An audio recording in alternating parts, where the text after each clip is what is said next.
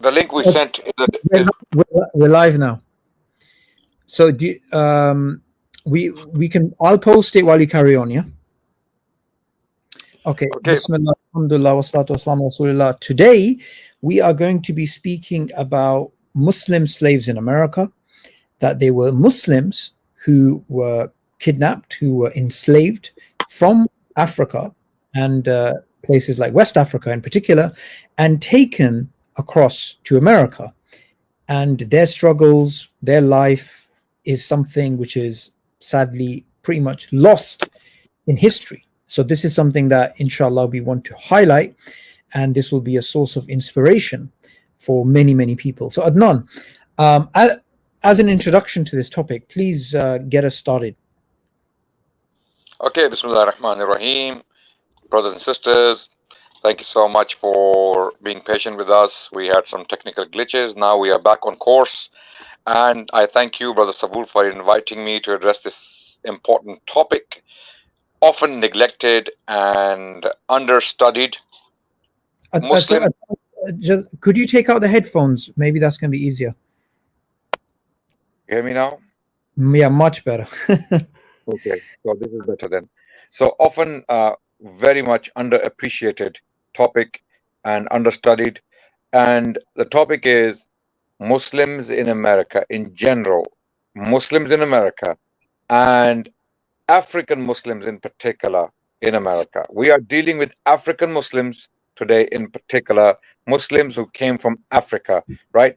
If you look at Muslims in America, that's a very wide history that deals with a lot of people from different places coming to America in different times. And it starts with the very discovery of America as far as the Europeans are concerned. We know Christopher Columbus landed on America or at America, right, in 1492.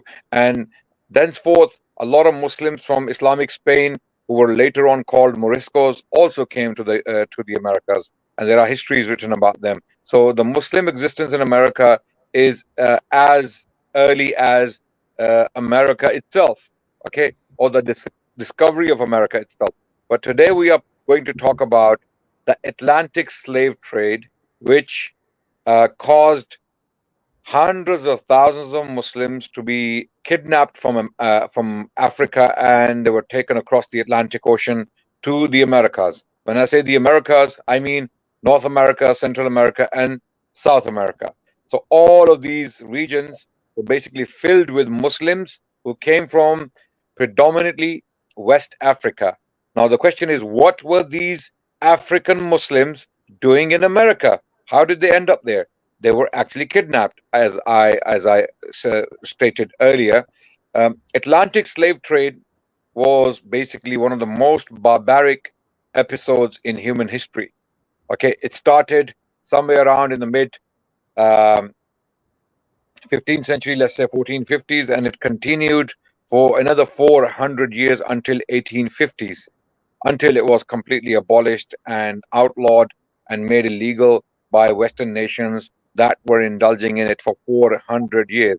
So there were Dutch merchants, there were Portuguese merchants or merchant ships. There was a lot of mercantile activity throughout the Atlantic Ocean. And after the discovery of Americas, uh, there was labor needed to basically take advantage of the land that was newly discovered. The Native Americans proved to be poor labor, according to the settlers at the time. So they needed stocky, big men who are willing to work, and they will be made to work. So Africans came to mind to some of these European adventurers. So they found a solution to it. So what they did was they would come from Europe to West Africa. They would buy a slave in large numbers. They would pack ships with these slaves, right? Slaves who were very often victims of wars. They had become captives of wars, or sometimes they were simply kidnapped from their homes. So because slave trade started, the Europeans became very interested in slave trade, in buying slaves. Some of the Africans, they started to feed this demand of slaves by kidnapping their African brothers and sisters. So this is a reality that cannot be denied, although some people do try to deny this. But at the end of the day, it were the Europeans who were feeding this slave trade. So a lot of these people were kidnapped throughout these 4 centuries I mentioned, from 1450s to 1850s, right? Um, and hundreds of thousands of people. There are estimates that minimum at least 12 million people were taken from Africa within these 4 centuries, and at least a million of them, at least a million of those 12 million people were Muslims. Okay, so the numbers, of course, are conservative. Numbers may be as high as 100 million people, 100 million humans kidnapped, bought as slaves by the Europeans predominantly, and shipped across the Atlantic Ocean to the Americas and put into slavery in North America, in Central America, and in South America. Right. So this is a summary. This is an introduction to the problem we are going to be talking about today. The question that how did the Muslims, African Muslims, end up in the Americas in the first place? So this is the answer: Atlantic slave trade. There was a bloody triangle. Bloody Triangle is very well known to those who study the history of Atlantic slave trade. Basically, what was this triangle? Ships would start their journey from Liverpool.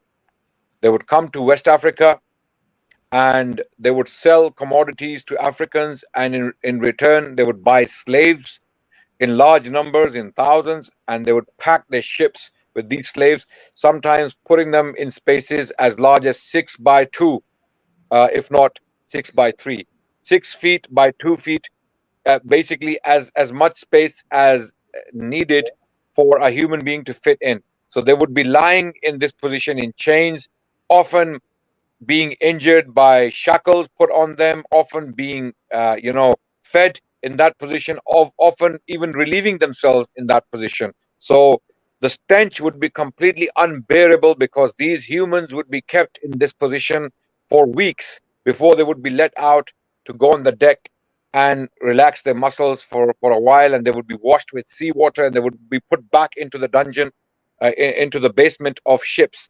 So the picture is absolutely horrendous. When you actually read histories, you don't you don't understand how humans can do this to other humans, right? Uh, and this was happening for 400 years. People talk about the Holocaust. People talk about the massacres and the genocides that took place in the 20th century and the 21st century.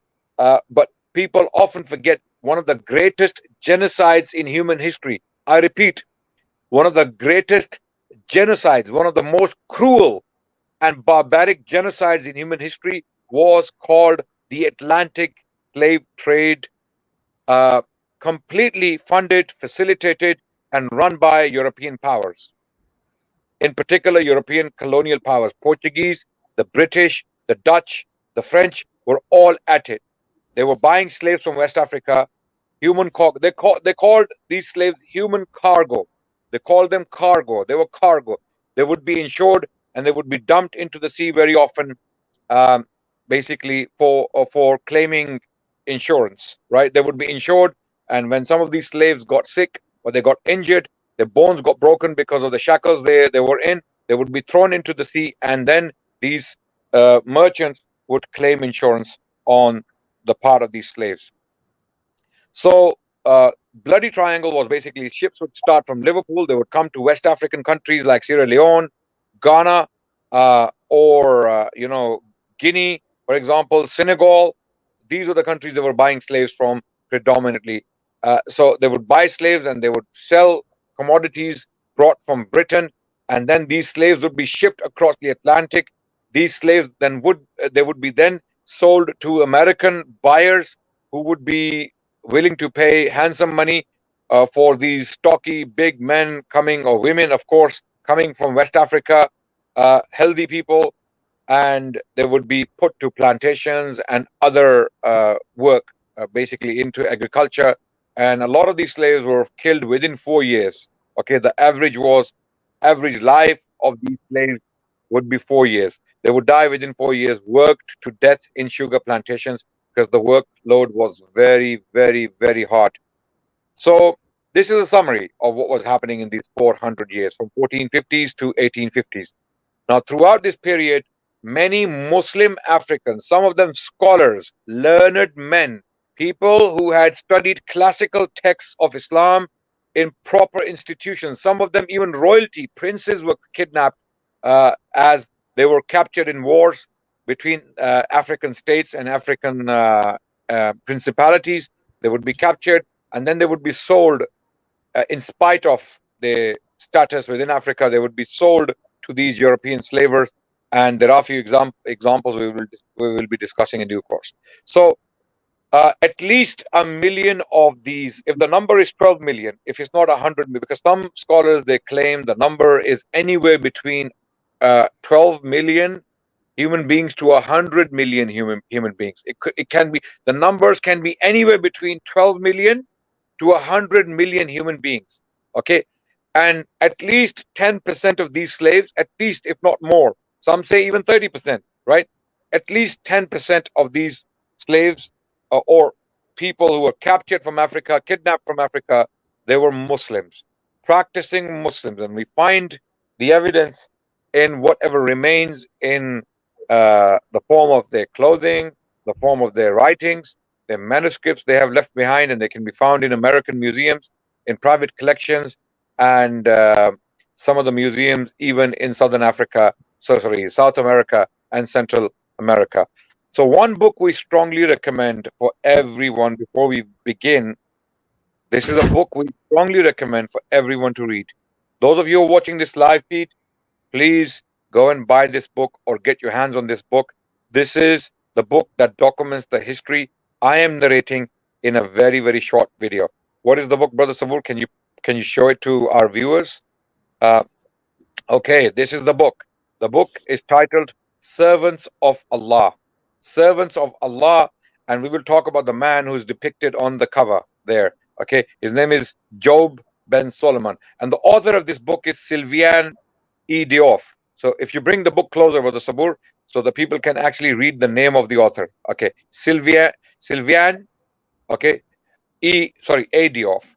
Sylviane A Diouf is an author from America, from the US. She has written this excellent, amazing book titled Servants of Allah, and she documents the history of Muslim slaves who were kidnapped from Africa and taken across the Atlantic. Let's start with the person who is depicted on the cover there, the most famous or the most recognized face of Islam in America, or one of the most recognized faces of Islam in America.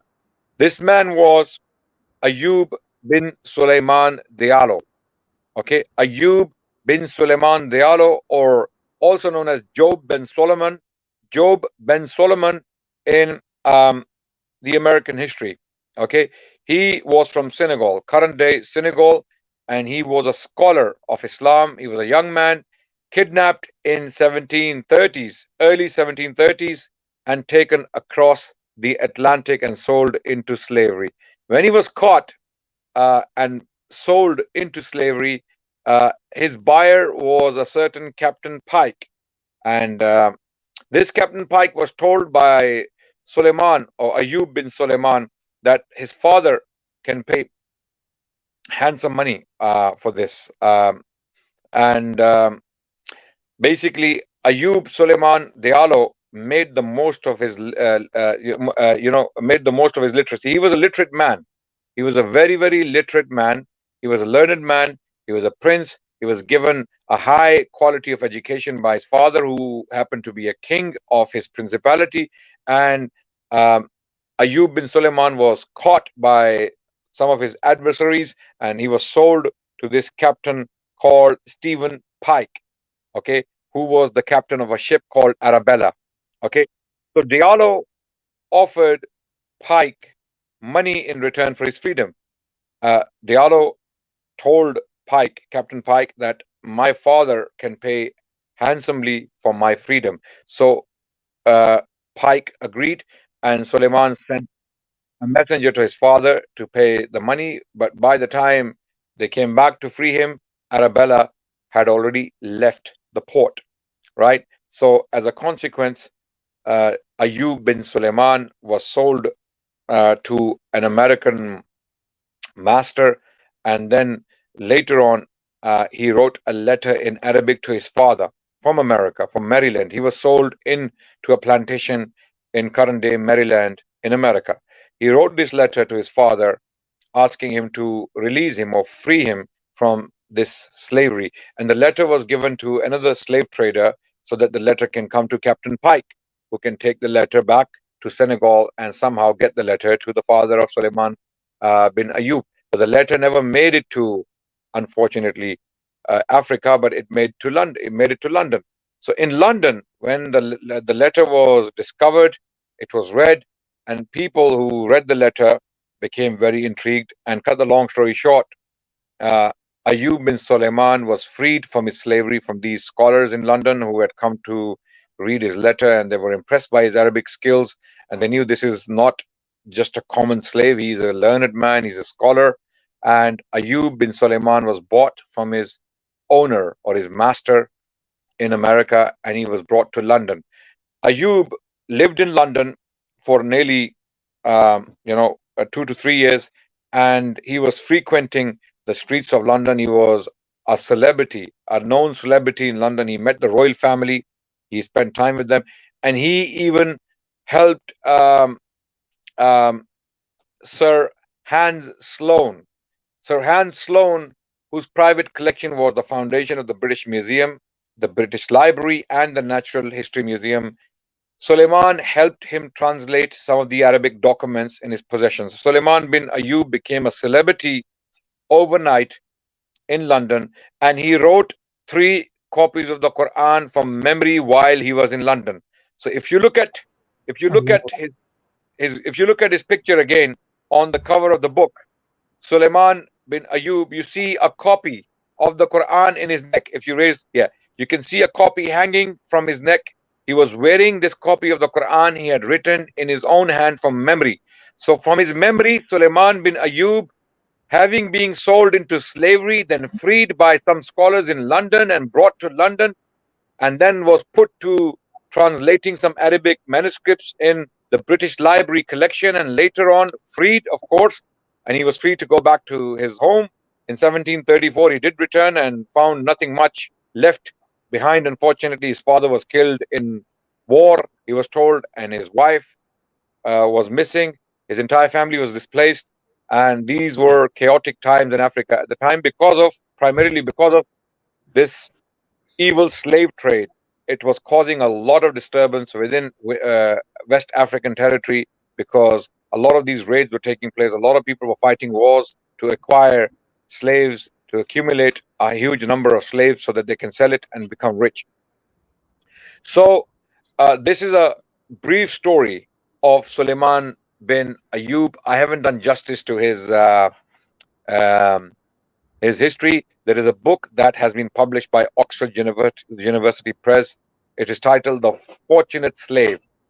The book is titled The Fortunate Slave. It is a biography of Suleiman bin Ayub. Please get your hands on that book, and you can get more details about Suleiman and his whereabouts in the UK, in London, and when he was walking around the streets of London wearing his turban and Islamic attire, and he became a celebrity. So people who think that Muslims just turned up in the Americas in the 60s and the 70s, and likewise in the British Isles, they are mistaken. Muslims have had a very positive long-term presence on the British political, literary, and intellectual landscape.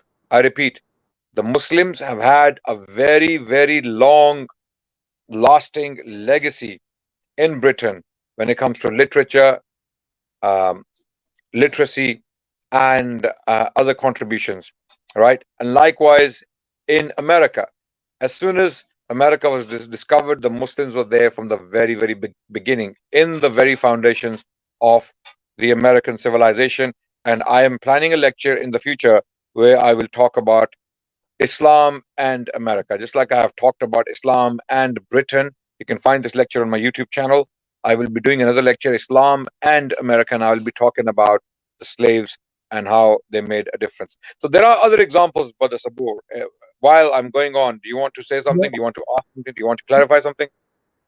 No, but I did want to just highlight that I have the same reaction as many people in the audience, which is just that of sheer astonishment at a West African prince enslaved who goes on to the UK and actually then mingles with the higher uh, aspects of society. And this is something unbelievable when you think about it. This is what, the 18th century, right? Yeah. Um, and he wrote the Quran from memory 3 times. So this is really incredible. And one of the things I just wanted to highlight is, for many of our American brothers, for many of the people in the black community, we know that they convert to Islam in large numbers compared to other people in America. And this is something which will be a source of inspiration for them, that their blood is probably from places in Africa that were predominantly Muslim. Adnan, this is also something which I just want to ask you, that, from the slavery perspective, we want to cover this topic again, but I did want to ask you a very basic question about, they treated slaves as pure human cargo. So it was not just about, okay, we're going to keep them in this particular way. This one we're going to get insurance off because his arm's broken.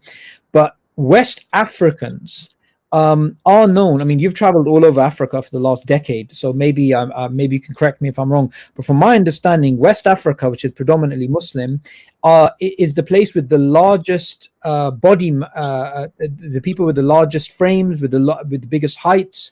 So, for example, Senegal, Nigeria. We went to Nigeria together. The people were huge, right? So the women and the men are actually tall compared to, say, Malawi or other parts. So is that why they were targeted? They were targeting that area because of the size of the people there. Possibly. There's no doubt that the West Africans who were taken across the Atlantic were desired, very much desired, because of their frames, because of their physicality or physiology, rather, right? They were physically huge. Even if you look at West Africans today, like Fulani Yeah. people, the Mandingo people, for example, they were very, very much, they were very, very much desired in America, because these sugar plantations, they required strong men to work um, through those hard circumstances and conditions. And that's why, imagine a 20 to 25 years old Mandingo man, maybe 6.5 feet tall, very tough guy, a tough looking, big muscle person. He would be worked to death within 4 years. What could he be possibly doing for him to die within 4 years is the question, right? So the average was about, the lifespan of these slaves was about 4 years. So they would have to be worked to death, and their money would have to be worked basically out of them uh, within these 4 years.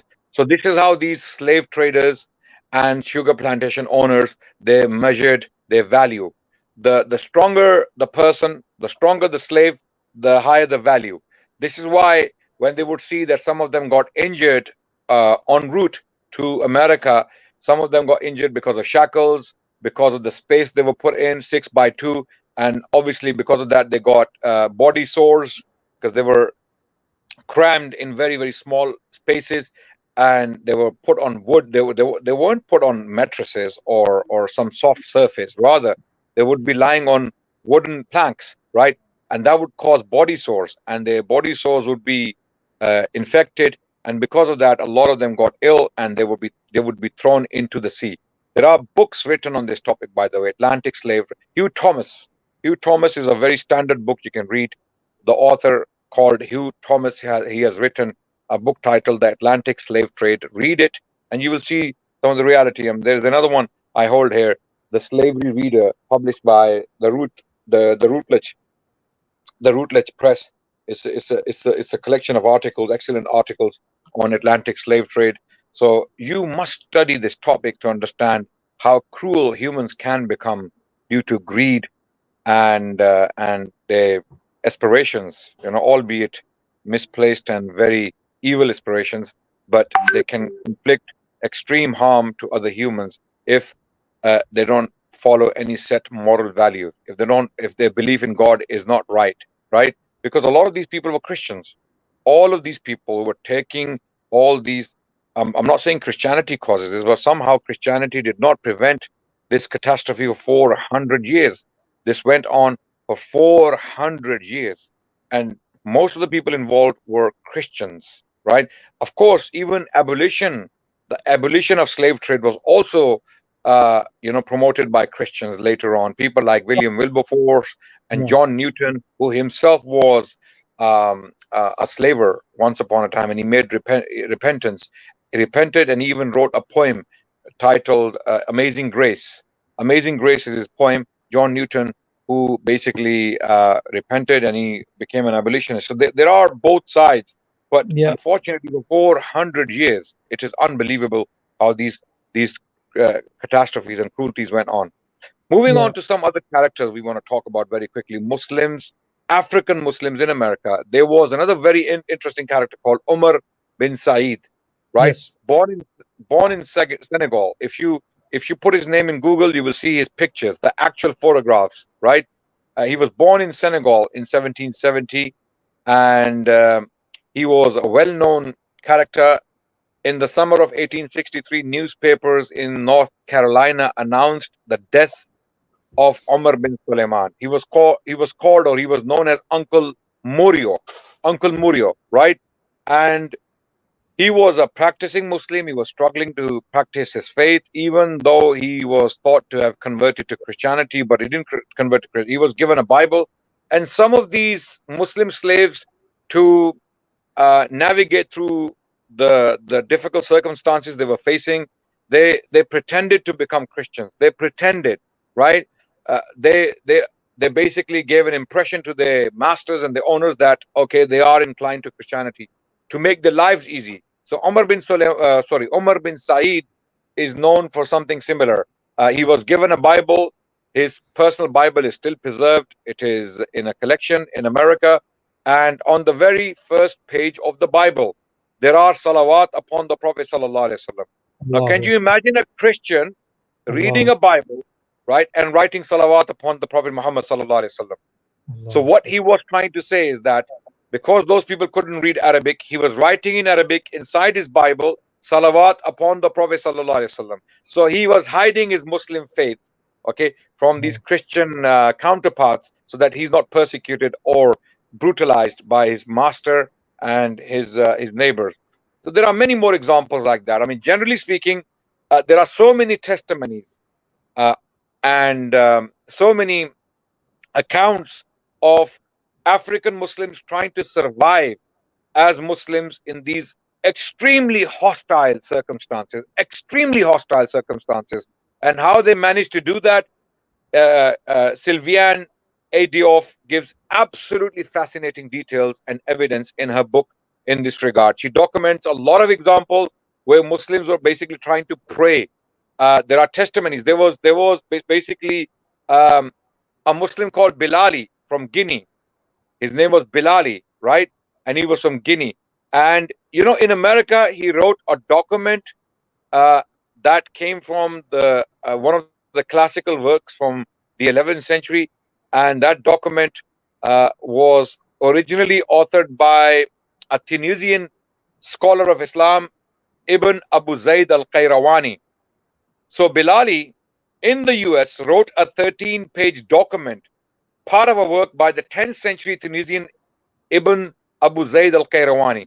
Okay, it was written on paper, produced in Italy for the North African market, which raises intriguing questions as to how he acquired it. It is possible that Bilali kept it with him, he brought it with him, or he might have written it himself. But this was a Muslim from Guinea who was copying classical Islamic works that are only known by scholars. This is not a layman. This is a scholar in America writing a classical text in Islam on 13 pages, right? And the text comes from the 10th century from a scholar from Tunisia, Ibn Abu Zayd al-Qayrawani. This is an example, right? Also, there are other examples of Muslims fasting, and these testimonies were basically put down by other slaves, Christian slaves, who were observing the Muslims do all of this, right? There was another very famous slave who was walking the streets of Washington, D.C. His name was Yaro Mahmoud. Yaro Mahmoud, or possibly Yaro Mahmoud, another highly visible Muslim, was taken from Guinea in 1752 when he was about 16 years old. After 44 years of slavery, he was freed and bought a house in Washington, D.C.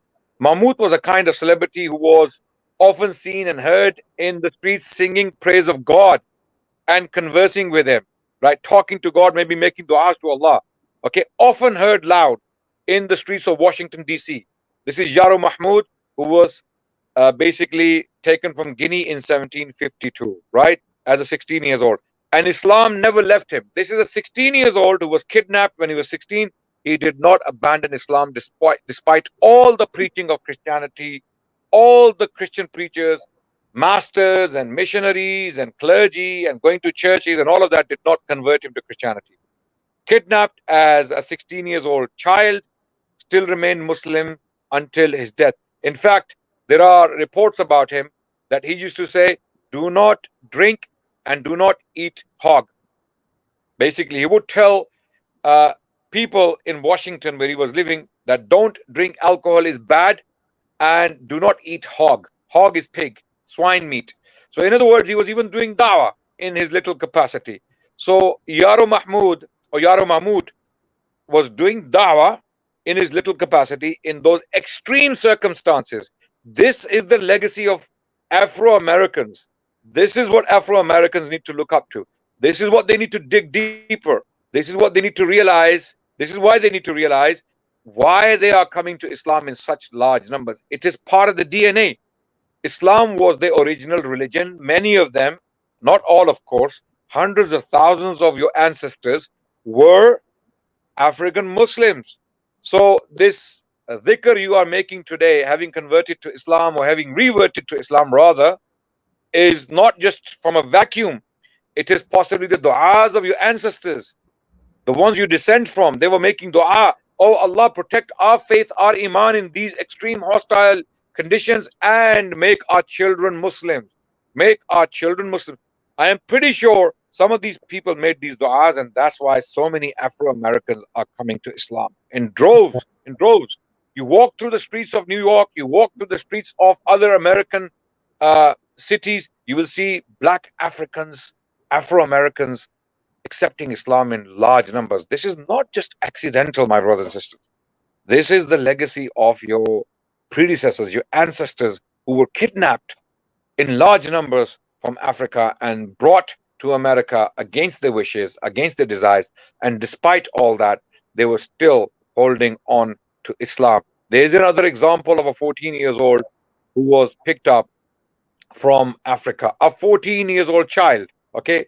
Who was this? This is Saleh Bilali. Okay. For example, abducted in Mali when he was about 14. 60 years later, he was still a strict Muslim, abstaining from liquors and keeping various fasts, particularly that of Ramadan, wrote his owner, James Hamilton Cooper. So his owner, Saleh Bilali's owner, okay, there was a man called African man taken from Mali. His name was Saleh Bilali, taken as a 14 years old child. This is what I want you to understand. The veracity of these people. They love for Islam, despite all the extraordinary odds they were facing against them, right? Look at his love for Islam. This man was taken as a 14 years old. 60 years later, his master is writing, the one who owns him in America, he's writing. His name is James Hamilton Cooper. He writes that he is still a strict Muslim, abstaining from liquor and fasting the month of Ramadan, taken as a 14 years old. This is the legacy of Afro-Americans.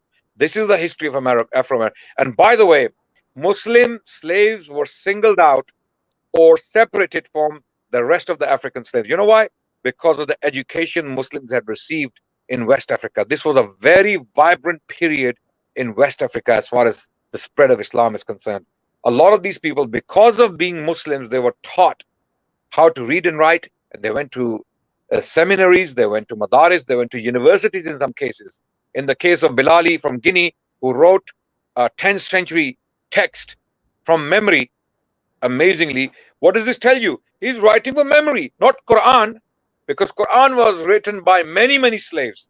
The Quran, Ayub bin Sulaiman was one example, but the Quran was written by many, many slaves from memory.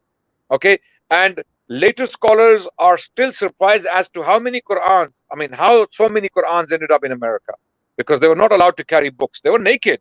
Most of these slaves were completely naked when they were taken. So they had written these Qurans from their memories in America while they were slaves.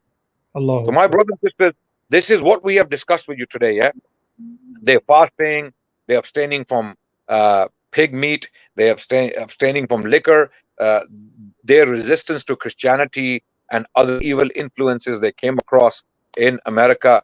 Okay, and all those things. Basically, this is fascinating. This is amazing. This story needs to be told louder and louder. Muslims need to know about this, right? So we leave it here because we Yeah. don't want to exhaust you with details. But what we want you to do is we will basically put a link to the book so that you don't struggle finding it. And we will put an article written by the same author, Sylviane Adiof, in Al Jazeera, or for the Al Jazeera website. She has written an article and she has given these brief details. Those of you who don't have the time to read the entire book, I highly recommend that you read this article. It gives you a good summary of some of the experiences, but I very, very strongly recommend the book to you. Servants of Allah by Sylviane A. Diouf. Okay, and we will give you the link to the article as well, and you can read both, inshallah. I think we will stop there, Brother Sabur. Definitely. So, Jazakallah khair, Adnan Bhai, for that very touching. In fact, there was one point where, I got very emotional. You said, he wrote salam upon the Prophet, in the Bible. So, for everybody watching, wherever you are in the world, alhamdulillah, I'm very happy to see one of the sisters was actually saying that she's a Fulani herself and she's from West Africa. And there's people from all over speaking about this. So I just wanted to give one quick message, which if I'm not mistaken, Ayub bin Sulaiman was Fulani. Ayub bin Sulaiman was Fulani. So a lot of Fulanis and Mandingos and other tribes and other generally West Africans, they were taken, right? And before I go very quickly, I want to remind everyone, Google Omar bin Said, and read his biography, possibly on Wikipedia. You'll find plenty of information there. Also Google Yaro Mahmoud. Yaro Mahmoud is Yarrow. Mahmoud is Mamout. Google his name, you will find his biography, and then also Google Job ben Solomon. Job ben Solomon, or Ayub bin Sulaiman Diallo, Diallo. You will see these three biographies and they will fascinate you, and more are found in the book, inshallah. Yeah.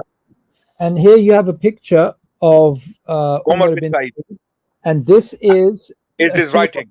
This is a surah of the Quran he wrote by memory. Allahu Akbar. Allahu Akbar. Absolutely amazing. Now, Jazakallah khair for your precious time. We're going to be live again next week with a different topic related to this. We want to revisit this from a different angle. But the message to everybody that's watching this right now, inshallah, is that all of us as Muslims, we need to give dawah, especially to the black communities within the Western world, and also many of the Muslims which are in Africa. They should be inspired by this to actually give dawah, because if you look, north is Muslim, central is mixed, and then south is Christian, and even some of the Muslims in the middle have converted, sadly. So until next time, please keep in mind it is our duty to convey the message of Islam. And finally, before we end, Brother Sabur, these African Muslim slaves, they were still doing dawah in America, even though they were facing extraordinary odds. Wallahi, their dawah, the details, the evidence you will find in the book written by Sylviane Idiof. And there was actually a scholar among them who basically, there was a rebellion. It's called Bahia Rebellion. Bahia Rebellion is Bhiai,